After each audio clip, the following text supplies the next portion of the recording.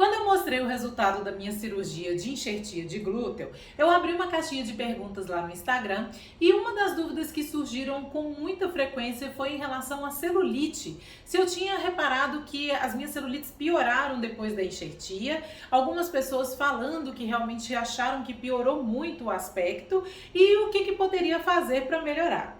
Então, se você tem interesse nesse assunto, vai fazer a cirurgia ou já fez e também está sentindo isso, não perde esse vídeo. Bem-vindos ao VCP, eu sou Juliana Oliveira, sou fisioterapeuta e nutricionista e a pergunta que não quer calar é: o enxerto no glúteo pode piorar o aspecto da celulite? E eu digo que pode. Por isso eu vou fazer esse vídeo aqui, para você entender o que pode acontecer depois do enxerto do glúteo, por que isso pode talvez piorar o aspecto da celulite e 5 maneiras simples que a gente pode fazer para ajudar a reverter essa situação. Então, se você conhece alguém que pode gostar desse assunto, que vai fazer a cirurgia ou já fez, não deixa de compartilhar esse vídeo com ela. Para entender um pouquinho mais sobre isso, primeira coisa a gente tem que entender o seguinte, gente, as causas da celulite, elas são multifatoriais. Então envolve a questão hormonal, envolve aspectos genéticos, envolve alimentação. Então eu não estou dizendo aqui que se você não tem celulite, fazer uma enxertia no glúteo vai fazer com que você tenha celulite. Mas as pessoas que já possuem a celulite ali instalada, já existem esses aspectos que acontecem e que causam ali o problema. Fazer a enxertia no glúteo pode talvez causar uma piora do aspecto? Então essa é a questão.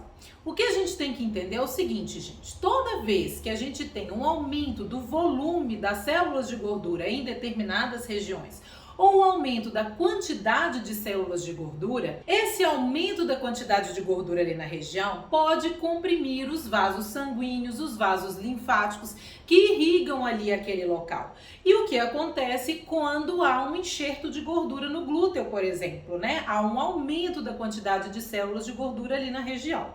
Em um primeiro momento, pode ser até que o aspecto melhore, porque logo após o procedimento vai existir um edema mesmo, né, um inchaço ali do procedimento em si, mas com o passar do tempo, aí esse inchaço vai diminuindo e aí você pode perceber que o aspecto da celulite ficou um pouco pior. Esse caso seria por isso mesmo, por causa da microcirculação que ficou alterada. Os vasos sanguíneos ali e os vasos linfáticos, eles sendo comprimidos, a nutrição do tecido ela fica mais deficiente, ou seja, chega menos oxigênio, chega menos nutrientes ali, assim como também os dejetos celulares, né, os resíduos metabólicos que são formados e que são retirados ali através dessas vias, também vão se acumular mais no local, podendo gerar ali um processo de inchaço, também de edema maior e acúmulo de toxinas ali. Nós devemos então focar em tratamentos que vão ajudar na microcirculação ali no local.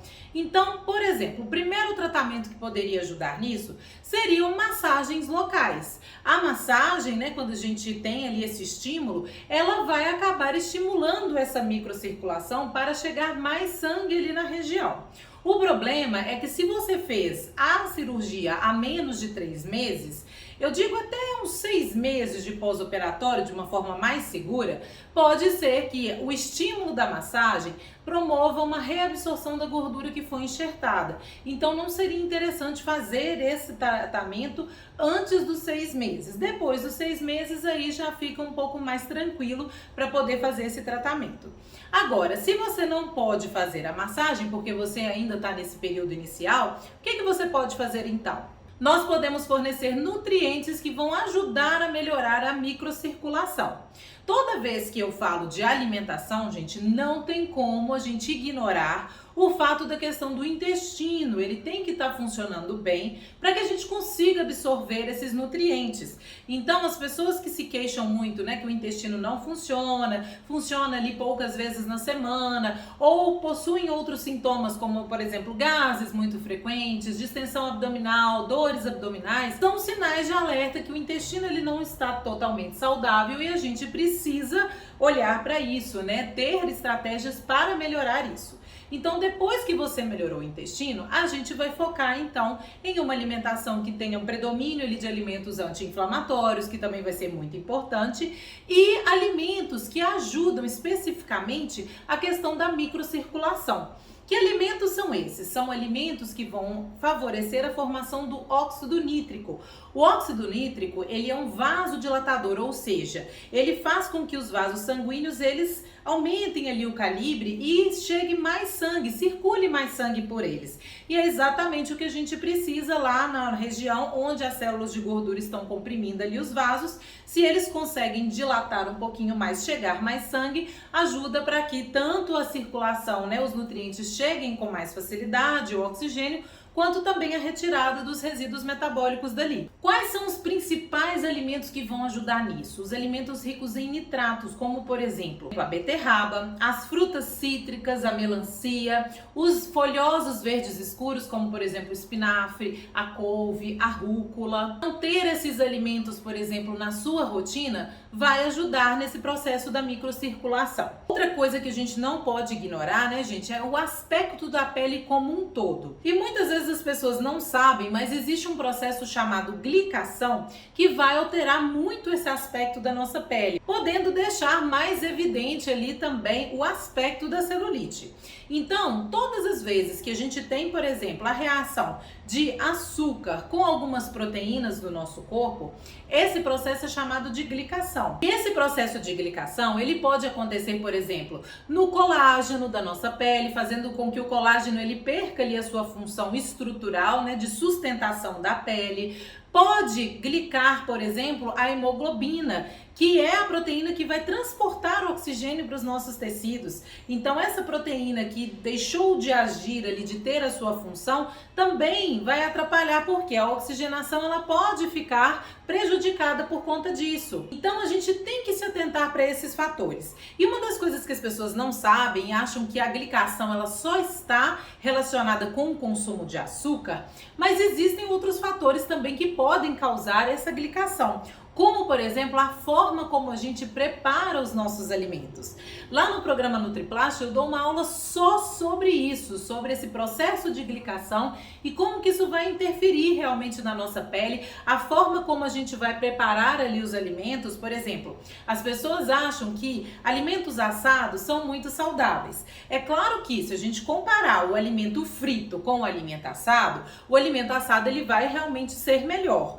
Mas nem sempre todos os alimentos assados vão ser benéficos, vão ser saudáveis por conta desse processo da glicação. Então, dependendo do alimento, dependendo da composição química dele, a forma de preparo influencia diretamente na formação desses que são chamados os produtos finais da glicação avançada, que é exatamente esses produtos que vão fazer esse processo de glicação no nosso corpo.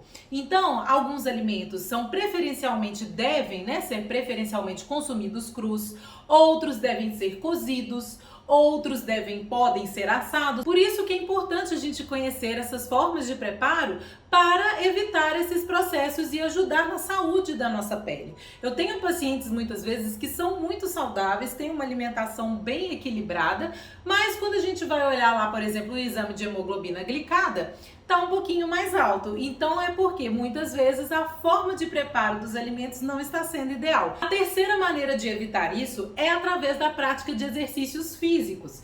No vídeo passado eu mostrei alguns exercícios que eu estou fazendo, né, para manutenção dos meus resultados, e sem dúvida nenhuma o exercício também ele é um ótimo estímulo para aumentar a microcirculação periférica. Então, você ter essa prática regular de exercícios pode ser, não precisa ser só os exercícios que eu mostrei, pode ser uma caminhada, pode ser uma corrida, um exercício que te traga prazer, vai ajudar muito. A quarta maneira que a gente pode ajudar também é através do uso específico de alguns fitoterápicos que vão ajudar na microcirculação também.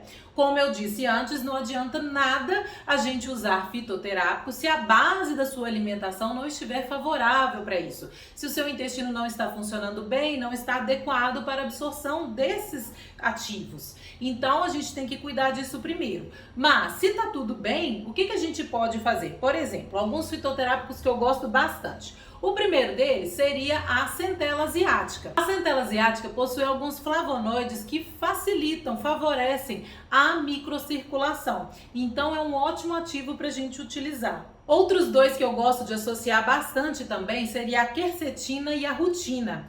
As duas têm um papel anti-inflamatório e também ajudam muito no processo tanto da microcirculação como na diminuição do edema, ou seja, do inchaço ali na região. Outra planta que é bem interessante seria a Opuntia ficus indica, também conhecido como cactinha. Ela é interessante porque ela é rica em betalainas, que vão também ajudar bastante na questão do edema e tem um efeito diurético interessante, então pode ser utilizada também nesse composto.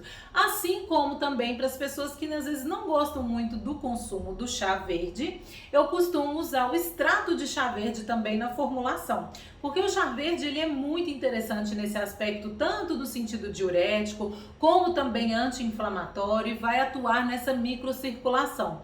Então, quem gosta de tomar o chá verde, excelente, pode tomar. E as pessoas, às vezes, que não gostam muito, é interessante que tenha ali nesse fitoterápico para poder potencializar o efeito. E por fim, a quinta forma de amenizar também esse aspecto seria através do uso de cremes, cosméticos que têm ali ativos que vão ajudar no processo da microcirculação também.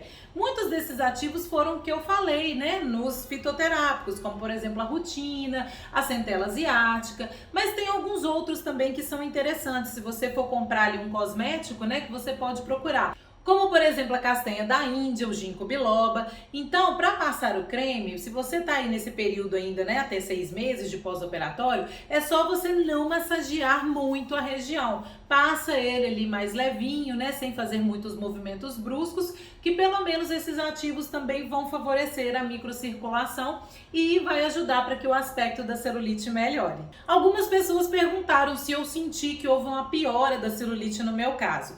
No meu caso, particularmente, eu não senti muito isso, eu não achei que piorou do que já existia antes.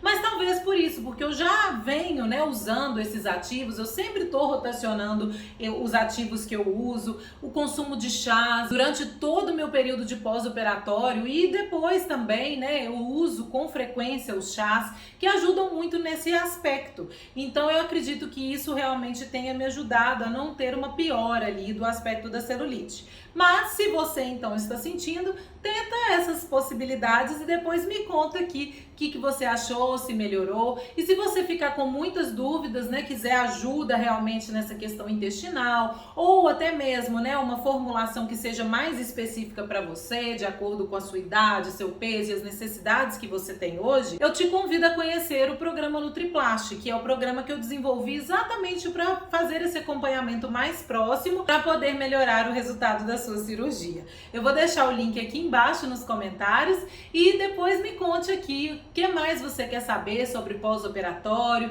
se tem alguma dúvida específica para eu vir trazendo mais vídeos aqui para vocês. Obrigada a você que ficou comigo aqui até o final desse vídeo. A gente se vê em breve no próximo. Tchau!